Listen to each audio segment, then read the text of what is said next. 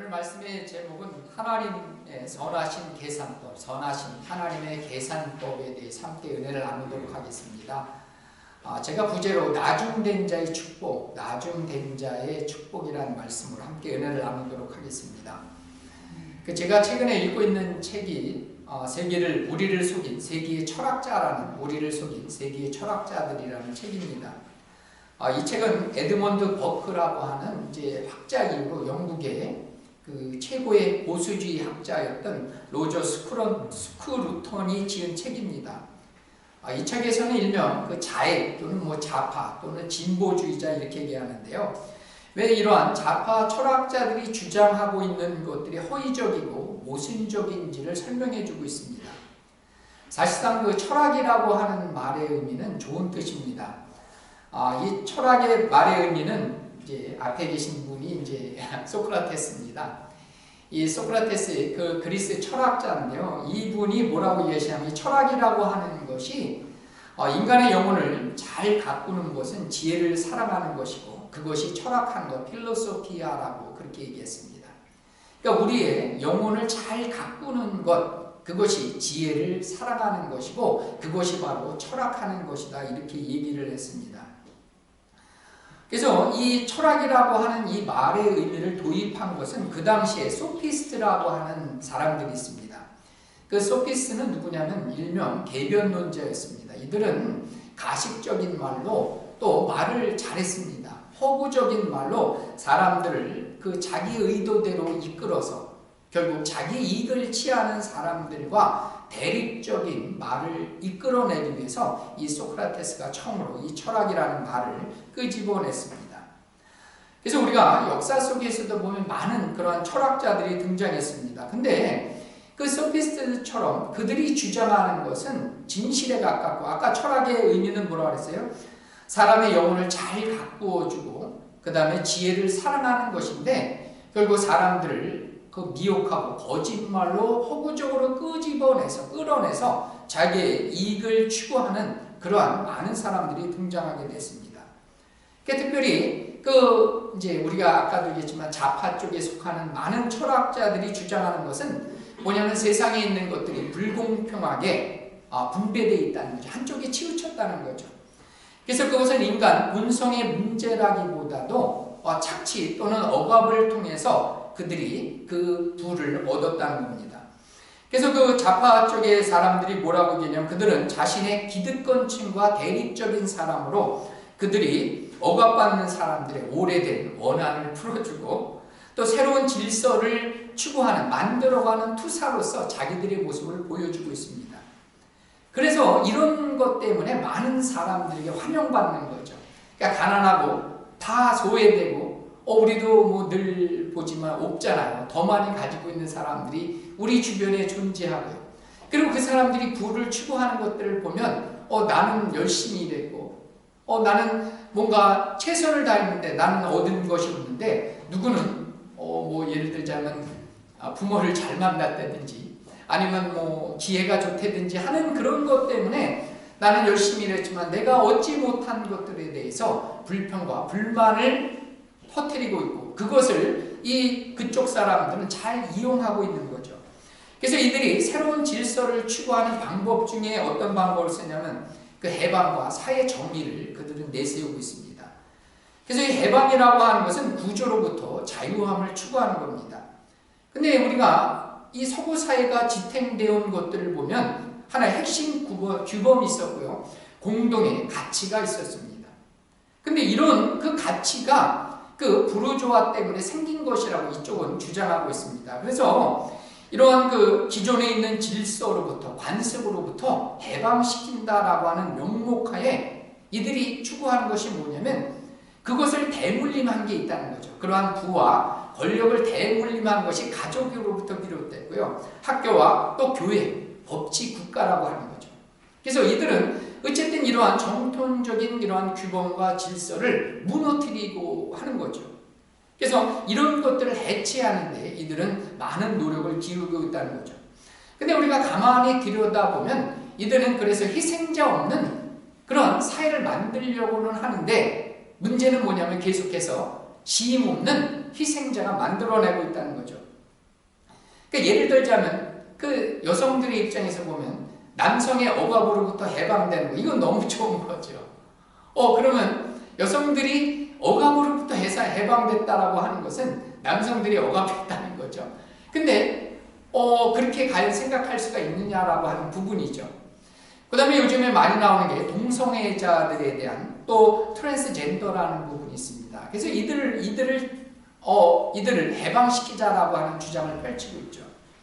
근데 그것이 뭐가 문제냐면 이들을 이제 해방시키고 자유롭게 하기 위해서 법을 만듭니다. 일종의 차별금지법이라는 거죠. 그러면 이 동성애가 성경적으로 잘못됐다고 얘기하는 사람이 잘못된 거예요. 이해가 가시죠? 그래서 이 동성애 옹호법을 만들게 되면 이들이 억압받았기 때문에 이들을 해방시켜주자고 얘기하는 거죠. 그러면 이 동성애자들 차별하지 말라고 했으면 우리가 차별이 아니라 정당한 말을 해도 아니면 성경적으로 그것이 잘못된 일이라고 얘기해도 이것이 법적으로 잘못된 거죠. 그래서 이들은 억압을 해방시켜주고자 하는 이러한 많은 법들을, 의제들을 실제로 법률화하고 있다는 거죠. 그래서 기존에 있는 법률보다도 더 많은 법들이 그러한 우리가 말하는 차별금지법이라는 이름으로 인권이라고 하는 이름을 빌어서 많은 법들이 제정되고 있다는 거죠. 근데 얘기했지만 이러한 법이 결국은 억압을 받기 위해서 자유케 해주는 이 법들이 수많은 사람들을 실제적으로 보면 억압하고 있다는 얘기입니다.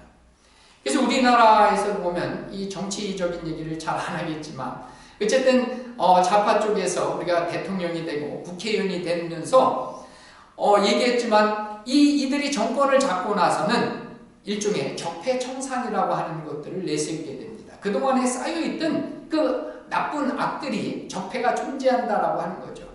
그래서 이런 것들을 이제 처벌하기 위해서 또 차별하기고 그것을 없애버리려는 노력을 하는데 얘기했지만 그들 스스로가 더 큰 적폐를 만들어내고 있는 모습을 요즘 우리가 너무 심심치 않게 잘 보고 있다는 얘기입니다. 여러분 오늘 말씀에 등장하고 있는 이러한 이제 일꾼들의 모습이 나오게 되는데요. 이 일꾼들은 이제 자기 일한 품삯을 받게 되는 거죠. 근데 누구부터 품삯을 줬어요? 맨 나중에 온 사람부터 품삯을 주기 시작했어요. 그래서 그 사람은 한 데나리온이라고 하는 것은 노동자가 하루에 받을 품삯을 말하는 겁니다. 그래서 하루에 품삯을 받았는데 먼저 가장 늦게 온 사람이 하루 품삯을 받았어요. 근데 이들이 생각하기에 어떤 거예요? 자기들은 더 많이 받을 줄 기대했는데 웬걸 주인이 한 데나리온씩 그대로 주고 있다는 거죠. 그래서 이런 그 주인의 모습을 보면서 이 일꾼들이 뭐라고 얘기합니까? 악한 주인이라고 판단하고 있다는 거죠. 그래서 악한 주인이라고 판단하는 것은 뭐냐면 주인이 공평하지 않다는 거죠. 더 많이 일했는데 자기하고 똑같이 준다는 거죠. 그러면 우리가 여기서 생각해 볼 것은 뭐냐면 공평하지 않은 은혜는 악이다라고 얘기할 수 있겠느냐라고 하는 거죠. 공평하지 않은 은혜는 악이냐라고 평가할 수 있냐고 하는 거죠. 우리가 분명히 제가 말씀드리는 것은 뭐냐면 공평이 반드시 정의로운 것은 아닙니다. 공평하다고 하는 것은 반드시 의로운 것은 아니다라고 하는 거죠. 여러분 진보 측에서 많은 사람들이 공평을 주장합니다. 그래서 그러다 보니까 기존의 권위를 무너뜨리고요. 재산도 함께 나눠져야 된다는 얘기죠. 근데 실상은 여러분 역사 속에서 분명히 나와 있지만 공평을 주장하고 기존 질서를 무너뜨리면서 그들이 결국은 민심을 얻어서 뭘 만들어야 권력을 잡게 되는 거죠. 뭐 길게 얘기는 안 하지만 여러분들 저 서구 사회도 그랬습니다. 공산주의도 마찬가지였고요. 중국도 마찬가지예요. 우리나라도 마찬가지인 거죠. 근데 이들이 정권을 잡았을 때는 오히려 어떻게 됩니까? 더 큰 적폐를 만들어내고 더 많은 악을 만들어내는 이 역사가 되풀이 되고 있는 것을 보게 됩니다. 여러분 프랑스 혁명이 일어났고요. 그 다음에 1768년 일어났고 또 1968년에 68 혁명이라는 것들이 일어나게 됩니다. 그러면 이런 혁명들을 통해서는 어떤 사건들이 나오게 되냐면 기존에 있는 그런 규범을 무너뜨리게 되는 겁니다. 그래서 규범과 가치로 세워진 것이 근대사입니다. 그래서 근대사의 이유라고 해서 그것을 영어로는 포스트 모던이라고 합니다. 포스트 모더니즘 시대에 나올 것은 뭐냐면 해방을 넘어서 자유함을 넘어서 해체를 주장하기 시작했습니다. 또한 이제 다윈이라고 하는 이제 진화론자 다윈이 등장하게 되면서 이제 어떤 것이 나냐면 효율성과 무한의 경쟁을 추구하는 시대로 바뀌게 된 겁니다. 그래서 이 효율성이라는 그 명목이 도입되게 되기 시작했어요. 효율성이라고 하는 것은 뭐냐면 내가 어떤 가치를 투자했을 때 가장 많은 효과를 만들어내는 거죠. 즉 더 많은 이익을 얻어내고자 하는 그러한 시도를 했다는 거죠. 한마디로 더 큰 돈을 벌겠다는 거죠. 그래서 그 효율성이 좋다는 것은 똑같은 시간에 똑같은 노동력을 투자했을 때 더 많은 이익을 창출하게 만들고 있다는 거죠. 그러다 보니까 많은 사람들이 어떻게 돼? 경쟁하기 시작했어요. 여러분 진화론이 뭔지 아시죠? 약육강식입니다. 그래서 강한 자만 살아남는 겁니다. 여러분 이러한 시대가 되면서 사람들은 어떻게 돼요? 경쟁하는 거죠. 서로 비교하게 되고요. 그러다 보니까 극단적인 사람들이 어떻게 바뀝니까? 이기주의적인 그러한 모습으로 변하게 되었다는 얘기입니다. 그래서 그런 시대 속에서 우리는 살고 있다는 거죠. 무한 경쟁이 있고요. 성과 지향적인 효율성을 그러한 그 필두로 해서 더 많은 이익을 내고자 하는 그런 시대 가운데 살고 있다는 거죠. 그러면 이런 시대 가운데 우리 믿는 크리스찬들도 똑같이 우리도 살아남아야 되잖아요. 살아남기 위해서 우리도 싸워야 되고요. 우리도 더 많은 효율성을 추구해야 되느냐라고 하는 부분에 있다는 거죠. 그래서 오늘 그런 그 맥락 속에서 우리 믿는 크리스찬들은 어떤 우리의 삶을 살아가야 되는가라고 하는 그런 의문을, 그런 질문을 던지면서 우리는 어떤 삶을 살아가야 될 것인가라고 하는 얘기입니다. 오늘 포도원 품꾼들의 비유 속에서의 결론은 16절입니다. 그 예수님께서 이 포도원 일꾼의 그 비유에서 마지막 결론이 16절에 뭐라고 말씀하세요? 이와 같이 나중된 자로서는 먼저 된 자가 나중되리라는 말씀을 해주십니다. 이게 참 희망적이죠, 우리 모두에게는. 자, 오늘 그래서 교회 나오시길 너무 잘하셨는데요. 그래서 이 말씀 속에 나온 먼저 된 자들이 누구이고 나중된 자들이 누구일까라고 하는 거죠. 우리가 보면 신학적으로 그 다음에 모든 학자들이 얘기하지만 이 먼저 된 자들은 누구냐면 먼저 예수 믿고 하나님의 말씀을 받은 선민 이스라엘 백성들을 말하는 겁니다. 근데 이들이 먼저 하나님의 말씀을 받았고 하나님의 백성이 되었는데 이들이 나중된다는 거죠. 그럼 나중된 자는 누굴 가리킬까요? 나중에 예수 믿고 하나님의 은혜 가운데 예수 믿게 된 이방인들을 의미하게 되는 겁니다. 그래서 이 로마서에 보면 11장 이하에 보면 그 하나님의 그 비밀이 잘 나타나고 있는데요. 그래서 나중 믿었지만 하나님의 더 큰 은혜 가운데 구원받고 하나님의 복을 누리는 자들이 나중된 자죠. 그래서 이들이 먼저 되는 축복을 받게 된다는 얘기입니다. 그렇다면 오늘 말씀 가운데 예수님께서 나중된 자로서 더 크신 우리는 은혜를 누리며 우리는 살아가야 될 존재라는 거죠. 그러면 어떻게 우리는 나중되었지만 하나님이 주시는 더 큰 은혜와 축복을 누리며 살아갈 수 있을까라고 하는 얘기죠. 제가 얘기했지만 세상은 뭐예요? 내가 잘 돼야 되는 시대를 살고 있다는 거죠. 잘 돼야 되고 내가 더 큰 성공을 이루어야 되고 더 많은 돈과 권력을 추구하는 그런 시대 가운데 무한 경쟁 시대에 우리는 내몰리고 있다는 겁니다. 여러분 그런데 우리는 하나님께서 뭐라고 해요? 나중되라는 얘기죠. 여기에 하나님의 비밀이 숨겨져 있는 겁니다. 하나님의 역설이 이 안에 담겨져 있다는 거죠. 하나님께서 나중되었지만 하나님은 어떻게 하세요? 우리 인생을 먼저 된 자로 우리 인생을 바꾸신다는 거죠. 이게 우리가 믿는 하나님이고 이게 우리가 믿는 기독교입니다. 기독교는 역설의 종교예요. 역전에 시키신 하나님의 은혜가 그 안에 담겨져 있음을 우리는 기억해야 됩니다. 그러면 어떻게 우리가 오늘 말씀을 통해서 우리의 인생을 어떻게 살아야 되는가를 오늘 세 가지 말씀을 우리가 함께 나눠보겠는데요. 그 첫 번째는 하나님의 나라를 위해서 나라를 위해서 기꺼이 내려놔야 된다는 거죠. 하나님의 나라를 위해서 우리가 기꺼이 내려놔야 되는 게 뭐냐라고 하는 거죠. 우리 마가복음 10장 29절에서 31절이 조금 긴데요. 우리 천천히 함께 마가복음 10장 29절 31절에 우리가 먼저 된 자, 나중 된 자가 어떤 사람이냐라고 하는 부분입니다. 같이 읽어보겠습니다. 예수께서 이르시되 내가 진실로 너희에게 이르노니 나와 복음을 위하여 집이나 형제나 자매나 어머니나 아버지나 자식이나 전토를 벌인 자는 현세에 있어 집과 형제와 자매와 어머니와 자식과 전토를 100배나 받되 박해를 겸하여 받고 내세에 영생을 받지 못할 자가 없느니라. 그러나 먼저 된 자로서 나중되고 나중된 자로서 먼저 될 자가 있느니라. 아멘. 여러분, 이 마가복음 10장에서의 배경을 보면 부자 청년이 예수님께 나와서 질문을 던지고 있습니다. 내가 무엇을 하여야 영생을 얻겠습니까? 라고 하는 이 맥락 속에서 예수님이 이 말씀을 하신 겁니다. 여러분, 이 말씀 속에서 보면 우리가 참 이해하기 어려운 거죠. 우리가 감당하기 어려운 말씀을 예수님께서는 하고 계세요. 우리가 뭘 버리래요? 오늘 말씀을 보니까, 이 마가복음을 보니까 나와 및 예수님과 복음을 위해서 집이나 집 버려야 된다는 말이에요. 이거 심각해지죠, 갑자기. 그 다음에 거기까지는 괜찮은데 형제 점점 어려워지고 있어요. 점점 마음이 무거우시죠. 자매, 어머니나 아버지도 버리네.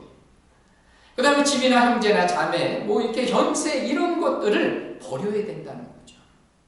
그러면 이게 참 어려운 그런 말씀이 우리에게 주어졌다는 거죠. 여러분, 얘기했지만 세상은 어떻게 우리로 하여금 더 많이 가지라고 해요. 더 많이 성과를 얻어야 되는 시대를 살고 있다는 거죠. 근데 예수님이 하신 말씀이에요. 이거를 부자 청년이었어요. 어떻게 영생을 얻느냐 했을 때 이 부자 청년들에게 자기 가진 것을 다 팔아서 가난한 자들에게 주라고 했어요. 그게 바로 영생이 있다는 거예요. 근데 세상은 계속 얘기하자면 뭐예요? 더 많이 가져야 돼요. 움켜잡아야 되는 거예요. 근데 여러분, 더 많이 가졌기 때문에 어떻게 돼요? 천국에 가기 어렵다는 거예요. 이 예수님의 말씀이고 실제 그런 겁니다. 그러니까 더 많이 가지고 있고 더 많은 지위를 누리고 있으면 어떻게 됩니까? 천국이 오히려 멀어지는 거예요. 왜냐하면 자기 가지고 있는 게 행복하니까. 천국이 더 행복하지 않아요. 그러니까 현실의 안락함을 추구하고 있는 모습들을 우리는 보게 됩니다. 여러분, 이 말씀 속에서 예수님이 말씀 이 마가복음 10장에서 얘기하는 것은 우리가 버리라는 문제가 아니라 예수님이 얘기하신 핵심은 뭐냐면 우선순위를 어디에 두느냐라고. 우선순위를 어디에 두느냐라고 하는 부분입니다. 내가 교회에 갈 것이냐 아니면 부모님 돌보실 것이냐, 이게 우선순위라는 거죠. 돈을 벌 것이냐, 주일날 문을 열 것이냐, 문을 열지 않을 것이냐에 대한 이것이 우선순위의 문제라고 하는 부분입니다. 어느 것을 먼저 중요하게 여기느냐라고 했을 때 결국 우선순위를 하나님과 하나님 나라를 위해서 둔 사람은 나중 된 것 같지만 먼저 된다라는 얘기입니다. 기꺼이 내가 주일날 문을 닫았을 때 안 되는 것 같고 이익이 없는 것 같은데 그것이 어떻게 되는 거예요? 하나님 나라에 유익하다는 거예요. 더 늦게 되는 것 같지만 나중 될 수 있다는 것을 예수님은 말씀해 주고 있는 겁니다. 그 다음에 두 번째는 하나님의 선하신 계획범의 두 번째는 힘써서 좁은 문으로 들어가야 된다는 겁니다. 두 번째는 뭐라고요? 힘써서 좁은 문으로 들어가야 되는데 예수님께서 동일하게 누가복음 13장 29절에서 30절 말씀 읽겠습니다. 사람들이 동서남북으로부터 와서 하나님의 나라 잔치에 참여하리니 보라, 나중된 자로서 먼저 될 자로 있고 먼저 된 자로서 나중 될 자도 있느니라. 아멘. 여러분, 누가복음 13장에서는 하나님 나라의 잔치를 벌였어요. 근데 이 잔치에 참여하는 사람이 있고 참여하지 못한 사람이 있다는 거죠. 근데 먼저 누구를 불렀냐면 먼저 된 사람, 유대인들을 불렀어요. 근데 그들이 보면 이 누가복음 13장 27절에 보면 행악을 행하는 모든 자들은 이 하나님의 잔치에 참여하지 못하게 됩니다. 결국 행악이라고 하는 것은 뭐예요? 불법을 행했다는 거죠. 누각을 했다는 거예요. 하나님의 말씀을 먼저 받았어요. 하나님의 백성이 되었지만 하나님의 말씀대로 살아가지 못한 사람들은 먼저 믿었고 먼저 하나님의 백성이 된 듯 했는데 그들은 하나님의 잔치에 참여하지 못했다는 얘기입니다. 여러분, 여기는 순서의 문제가 아니라는 거죠. 먼저 믿고 먼저 교회에 나왔다라는 이러한 순서의 문제를 예수님이 언급하는 것은 아니다라고 하는 겁니다. 여러분들, 이 말씀을 우리가 흔히 교회 와서도 그렇게 얘기하죠. 먼저 믿은 사람보다 낮은 믿은 사람이 복되다라고 하는, 늦게 예수 믿고 나서 하나님의 복을 받는다라고 그렇게 얘기할 수도 있는 거죠. 근데 그게 절대적으로 맞는 건 아니죠. 그럴 수는 있죠. 근데 여러분, 이 말씀의 의도는 뭐냐면 천국에 들어가는 사람이 어떤 사람이냐라고 했을 때 결국 예수님이 얘기하신 본질은 이 마태복음 18장 3절 4절에서 어린아이 같은 사람이 들어가는 거예요. 우리 같이 한번 마태복음 18장 3, 4절을 읽겠습니다. 이르시되 진실로 너희에게 이르노니 너희가 돌이켜 어린아이들과 같이 되지 아니하면 결단코 천국에 들어가지 못하리라. 그러므로 누구든지 이 어린아이 같이 자기를 낮추는 사람이 천국에서 큰 자니라. 아멘. 여러분들, 어린아이들은 양면성이 있죠. 좋은 것도 많고 그 반대인 것도 많던데, 여기서 어린아이의 특징은 뭐 어떤 특징이? 전적으로 부모님을 신뢰하는 거죠. 전적으로 부모님을 믿고 따르는 거예요. 그런 사람들만이 천국에 들어갈 수 있다는 거죠. 여러분들께서 이 오늘 말씀의 이 어떤 사람이 결국 큰 자라고 했을 때 먼저 믿었느냐의 순서가 아니라 하나님의 말씀에 대한 신실함인 거죠. 그 하나님의 말씀대로 살아가는 그 사람의 심령을 하나님은 먼저 된 자로 여기신다는 거죠. 어린아이같이 자기를 낮추는 자. 그래서 전적으로 믿고 신뢰하고 따르는 거죠. 하나님만을 그렇게 믿고 신뢰하고 따르는 그 사람이 나중된 것 같지만 먼저 된다라고 하는 부분을 예수님이 말씀해 주는 겁니다. 그러니까 우리 모든 믿음의 성도님들도 우리가 언제 교회에 나왔느냐, 어떤 직분을 받았느냐의 문제가 아니라 우리가 오늘을 살면서 하나님 앞에 어떤 모습으로, 어떤 신실함의 문제로, 신실함의 그런 믿음을 갖고 오늘을 살아가는 우리 모두를 하나님은 항상 어떻게 돼요? 결국은 앞세운다라고 하는 말씀입니다. 그 다음에 세 번째는 하나님의 계산법은 주신 은혜에 감사하고 하나님께 영광을 돌려야 된다는 겁니다. 여러분, 오늘 말씀에 등장하는 보면은 제11시에 우리는 어떤 일꾼에 속하느냐라고 했을 때 우리는 제11시, 그 11시라는 것은 뭐냐면 유대인의 시간에다가 6을 더하면 우리나라 시간이 됩니다. 그럼 11 더하기 6 하면 몇 시예요? 15시인 거죠. 17시요. 그러니까 오후 5시에, 일이 보편적으로 6시에 마감이 되는 일이 거의 다 끝날 무렵에 우리는 부름받은 일꾼이라는 거죠. 여러분, 우리는 제3시는 뭐야? 9시인 거죠. 그 다음에 거기 보면 6시는 정오시에 부름받은 사람이 있고요.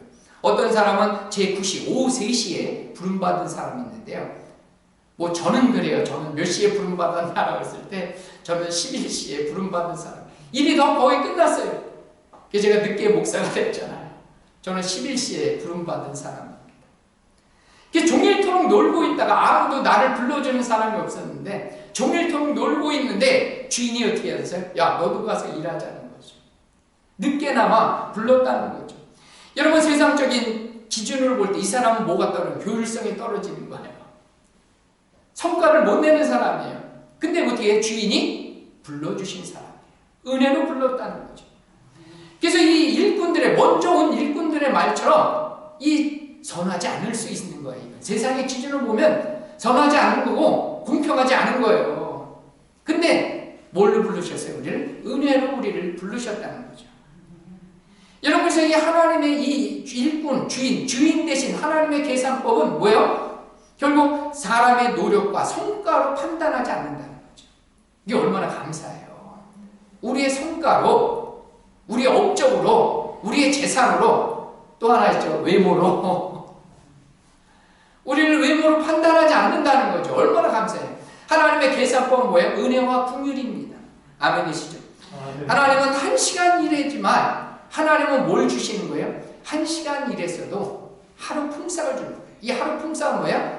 우리가 받아야 될 구원의 은혜를 주시는 거예요. 늦게 믿어도, 오늘 여러분들이 예수 믿어도 오늘 주시는 거예요. 50년 전에 믿어도 50년 전에 구원을 주시는 거예요.